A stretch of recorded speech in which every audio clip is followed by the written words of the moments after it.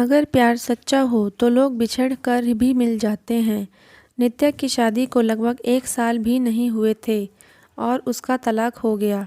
नित्या के घर वालों ने ज़बरदस्ती नित्या की शादी करवा दी थी।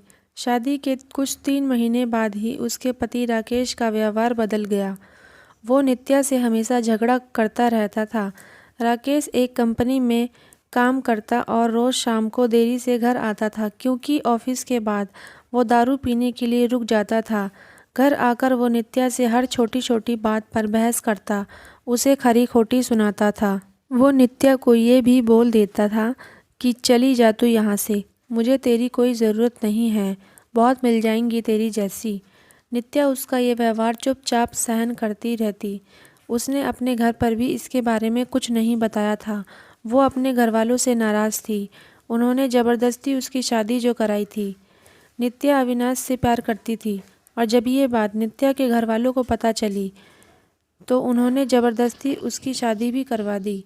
अविनाश उस वक्त कुछ नहीं कर पाया क्योंकि नित्या के पापा ने अविनाश के खिलाफ पुलिस कंप्लेन कर रखा था कि वो नित्या को परेशान करता है और इसी कारण से वो कुछ दिनों के लिए जेल में था। ये सब के बारे में नित्या को नहीं पता था। नित्या अपनी शादीशुदा ज़िंदगी में बहुत परेशान थी। कुछ महीने ऐसा ही चलता रहा। राकेश थोड़ा भी नहीं बदला था। फिर भी नित्या ने सोचा कि अब वो और उस रिश्ते में नहीं रह सकती और उसने राकेश से तलाक लेने का फ़ैसला कर लिया और फिर उनका तलाक हो गया। तलाक के बाद नित्या ने अपने मम्मी पापा को सब कुछ बता दिया और उन्होंने नित्या को बहुत डांटा कि क्या हो गया था ऐसा कि तलाक ले लिया, अब क्या करेगी, कहाँ जाएगी, कौन करेगा इससे शादी। ये सब सुनकर नित्या ने उसके साथ रहने से इनकार कर दिया। वो एक छोटी सी कंपनी में काम करने लगी और कंपनी द्वारा दिए गए घर में रहती थी। उसे कभी कभी अविनाश की बहुत याद आती थी, लेकिन उसने अविनाश से कभी संपर्क करने की कोशिश नहीं किया। वह सोचती थी कि अब उसे किसी पर बोझ नहीं बनना। वह अपने पैरों पर खड़ा होना चाहती थी। अपना पूरा समय अपने काम को देती थी। उसका काम इतना अच्छा था कि 4 महीनों में ही उसका प्रमोशन हो गया और वो अपने डिपार्टमेंट की हेड बन गई। प्रमोशन के 1 महीने बाद उसे उसकी कंपनी की तरफ से एक मीटिंग अटेंड करने के लिए विदेश जाने का अवसर मिला। नित्या अपने काम में बहुत तरक्की कर रही थी। अब उसके मम्मी पापा को भी नित्या पर बहुत फ़ख्र महसूस हो रहा था। अब वो पछताते थे कि उन्होंने उसकी शादी गलत घर में कर दिया था।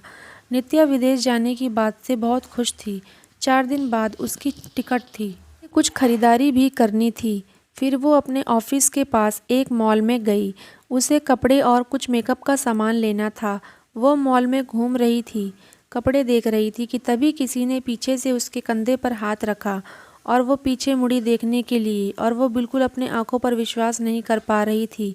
वो इंसान कोई और नहीं, अविनाश था। नित्या उसे देखती रह गई। उसे समझ में नहीं आया कि वो अविनाश से क्या बात करे।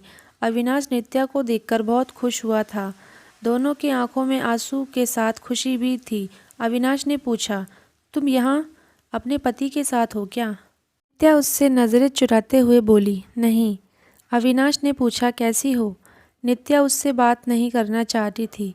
वो नहीं चाहती थी कि अविनाश को पता चले कि उसका तलाक हो गया है और अब वो अकेले रहती है। उससे पूछे जा रहा था, बोलो, कुछ बोलो। नित्या वहाँ से जाने लगी।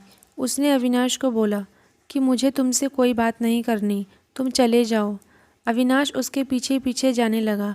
उसने कहा, मेरी बात तो सुन लो एक बार। फिर भी नित्या नहीं रुकी।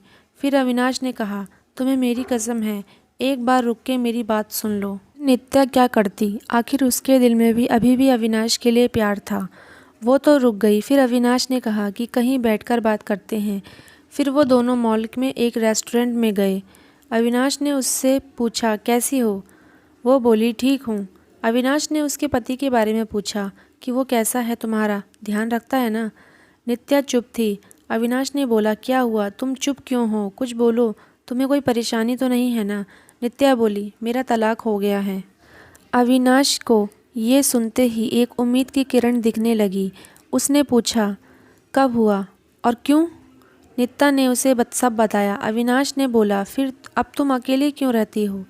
तुम अपने मम्मी पापा के पास क्यों नहीं रह गई, या मुझे कोई संपर्क करने की कोशिश क्यों नहीं की? नित्या बोली, तुम अगर मुझसे प्यार ही करते थे तो जब मेरी शादी हुई तब क्यों नहीं आए मुझे लेने? कहाँ थे तुम? उस वक्त मैं बिल्कुल अकेली हो गई थी और मजबूरी में शादी हो गई मेरी। अविनाश ने पूछा, क्या तुम्हारे पापा ने नहीं बताया कि उन्होंने मुझ पे पुलिस केस कर दिया था? मैं जेल में था कुछ महीने। ये सुनते ही नित्या चौंक गई। उसने कहा कि मुझे इसके बारे में कुछ नहीं पता। अविनाश ने उसे पूरी बात बताई। नित्या बोली, मैं माफ़ी मांगती हूँ तुमसे अपने पापा की तरफ से। अविनाश ने कहा, अब वो बात को जाने दो, मैं भूल चुका हूँ वो सब। अभी की बात करो। अविनाश ने बिना देर किए उससे पूछा, क्या अब तुम मुझसे शादी करोगी? नित्या बोली, क्या तुमने अभी तक शादी नहीं की? अविनाश ने कहा, नहीं, मैं अभी अपने करियर पे ध्यान दे रहा हूँ। यहाँ कुछ काम से ही आया था। अब बोलो, शादी करोगी मुझसे? बोली, अभी 2 दिन में ही मैं अपने कंपनी की तरफ से विदेश जा रही हूँ एक मीटिंग के लिए। उधर से लौटकर इसके बारे में बात करते हैं।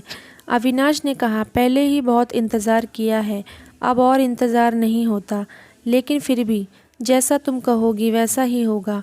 दोनों ने अपना फ़ोन नंबर दिया एक दूसरे को और घर गए। अविनाश उसे रोज़ फ़ोन करके उसका हालचाल पूछता रहता था। 1 सप्ताह बाद नित्या मीटिंग ख़त्म करके लौट आई थी। अविनाश उससे मिलने के लिए बोल रहा था कि नित्या अपने ऑफिस में बहुत व्यस्त रहती थी। उसने कहा कि हम रविवार को मिलेंगे। फिर वो दोनों रविवार को उसी मॉल में मिले। अविनाश ने पहले उसकी मीटिंग और काम के बारे में पूछा कि सब ठीक चल रहा है ना? नित्या ने कहा, हाँ, सब ठीक है। फिर अविनाश ने उससे शादी का पूछा। तुमने कहा था कि आप आके बताओगी, शादी करोगी कि नहीं? अब तो बोलो, क्या सोचा है?